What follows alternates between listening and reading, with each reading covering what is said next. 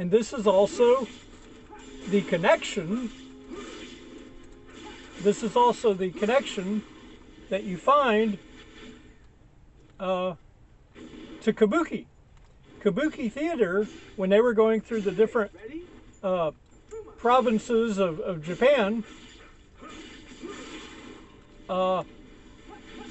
they were encountering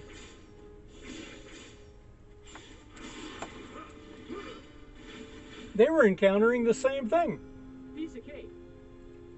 where admirers would approach the Kabuki women actresses, lavish gifts upon them and money, and they would feel compelled to reciprocate, and it would often be in physical ways. Their version of a major thank you for a major gift kind of thing. And when rumors of this stuff started reaching the shogunate and those in charge, where these Kabuki troops originally came from, it was looked upon quite harshly. It was definitely a shameful thing. And, you know, the Kabuki troops were also getting the same reputation of being basically a traveling brothel, traveling call girl service. So their shoguns, they made some type of proclamation, magistrate form, something, that from that point on, all Kabuki parts, male or female, had to be played by male actors. And these were cultures vastly far apart, with no influence upon each other whatsoever. Yet they had the same exact problem, and they came to the same impromptu solution to that problem. And so I always found that kind of astounding. That's why these acting troupes made men play the part of women, and two dramatically different culture acting styles. Back in the ancient or old world.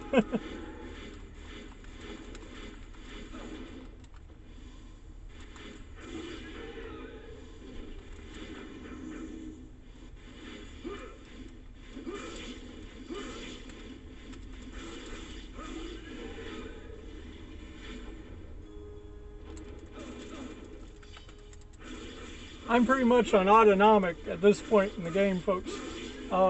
My apologies if I wasn't describing the game.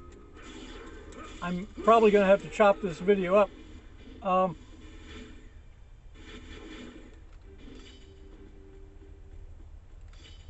I usually do between 40 and 50-minute videos on my previous channel, so it's kind of difficult for me to adapt to having a 15-minute limit.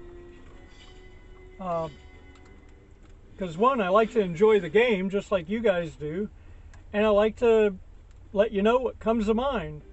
And sometimes that's kind of difficult given a time constraint.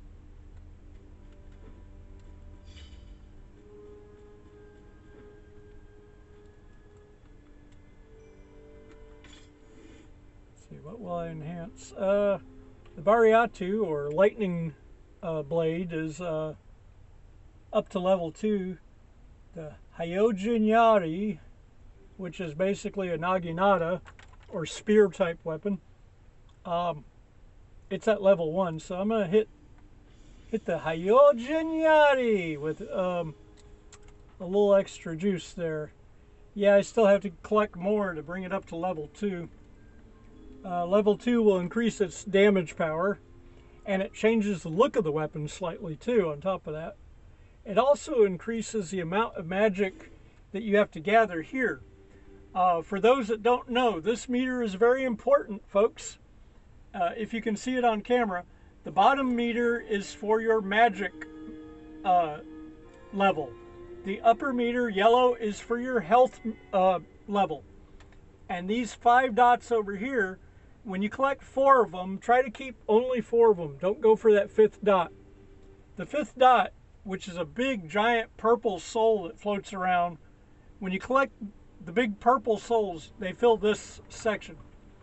When you collect that 5th soul, you turn ONIMUSHA warrior, full-blood ONIMUSHA warrior. And you can just give out power punishment through one hand by tapping that top button.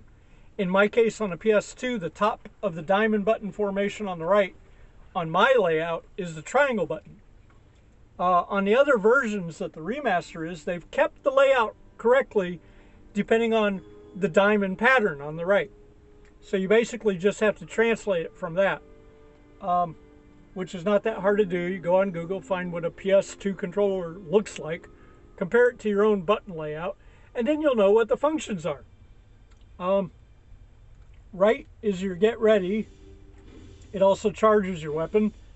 Hold it so it charges up to level 3, and you can do and that does a lot more damage than the strikes would normally. Left is your block. When your enemy's coming at you or just shot something your way, hit that. It will block the attack. The L2, well, L2 doesn't do much, but the R2, I believe, flips you around. There you go. Instant turnaround to face an enemy behind you or to retreat. Ooh, get out of here. Like, enemy's here. What? Enemy's got, oh, he's too big. He's got too many weapons. I'm going to get the heck out of there until I got more health. And then I'm going to flip around, come back, and give them what for. All right, guys. Let's see here. I'm going to check my timer. I got a timer I'm checking here. Not sure how much of this I'm getting in the video. I'm doing my best, folks. Don't judge me too harshly. Ooh, it's a new Wasa. Yeah, Uwasas are interesting, folks. By this point, I'm probably in ONIMUSHA episode 5 by now. This started out as ONIMUSHA episode 4. There, the 5th one. Oni Warrior.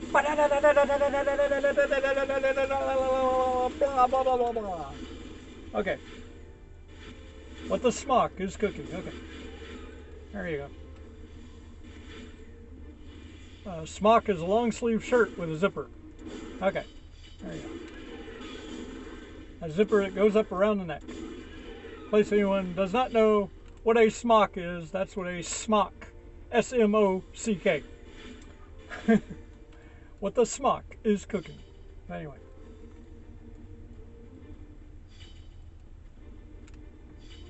Let's see if I got any items for Magoichi. Here, Magoichi. I don't know. I think Eke gave me this watermelon. Maybe it was Magoichi, so he might get mad if I give it to him. Let me see here. Here, have this watermelon. Not bad. Not great, but not bad. That basically means he doesn't like it. So, yeah, annoyed. Annoyed. Definitely doesn't like it. Copper coin. Okay. Only one character would enjoy the copper coin, and that's probably the young ninja, 13-year-old ninja. Okay. Let's see, do I got the red donut? In the previous episode, on the previous channel, and a refresher I did of the previous episode on the scroll of this channel, you can find it. It says previously on ONIMUSHA 3, episode 3 of ONIMUSHA 2. Trying to keep the numbers straight, people. Let's see, by this time, according to the timer, we are actually into episode 5 ONIMUSHA. So I'm going to kind of go with that because that would be, was it 53? So it would be 103, 113, and then 123. So 23 would be the conclusion. Okay. All right. Sorry, guys. Those are numbers that only matter to me for what I'm doing with the timer right now. Yeah, I have to time it now because of this 15-minute limit. And I'm sorry because that will make episode 5 look a bit, in your face, chopped up without an intro. So I had to do that with a Superboy gameplay.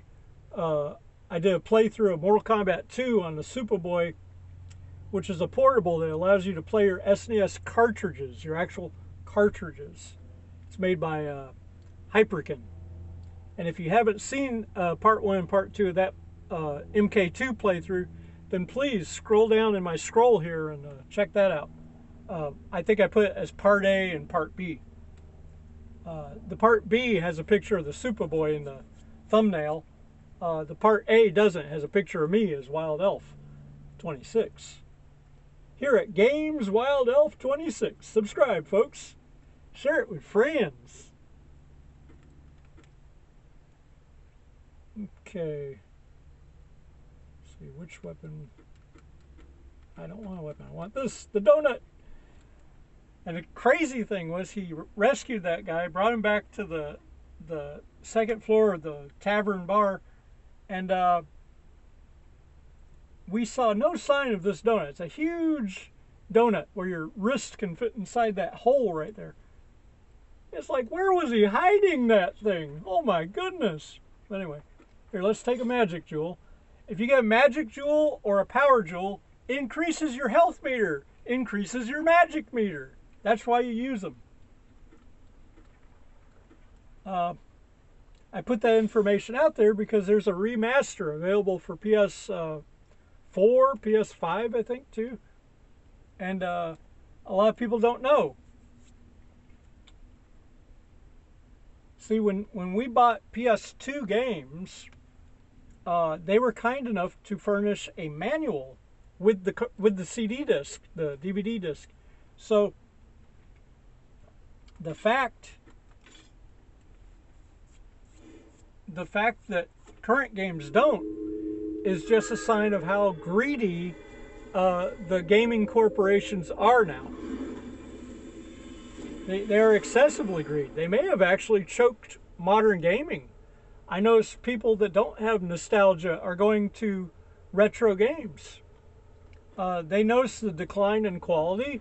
Sure, the specs are up very high, but the general quality of games are not really there anymore. The most notorious, racing games. Racing games used to split the screen and the two screens so you and your friend on a sofa could play two-player racing right in the same room. And a lot of them, more specifically the Nintendo varieties, they would split the screen into 4 screens. So up to 4 people on the same sofa with 4 controllers hooked to the systems could play racing games and have a huge fun time doing it. They also did the party games that way too. But the corporations currently in 2025 are greedy as heck. We used to enjoy Need for Speed when it did split screen, but now all the multiplayer has to be online, has to be online verified too. That is so greedy, so greedy. But nobody official is calling them on it. And there's a lot of content creators that are, they get access to stuff brand new, they get access to stuff before other people do. They're basically getting bribed, big time bribes to do reviews on stuff. Now there's a few people that get some products from companies and they do give honest reviews on it, even though they got a product for free. And, I would love that. I would love that chance. I don't know how they would set that up, but I would love that chance. I use some third-party products once in a while, Retrobit and Hyperkin products. I tend to enjoy some of their stuff. I've used some Tommy peripherals, and I give you an honest review on that stuff. But I paid for those things full price out of my pocket. So, but if someone did ever offer me, approach me and offer me to review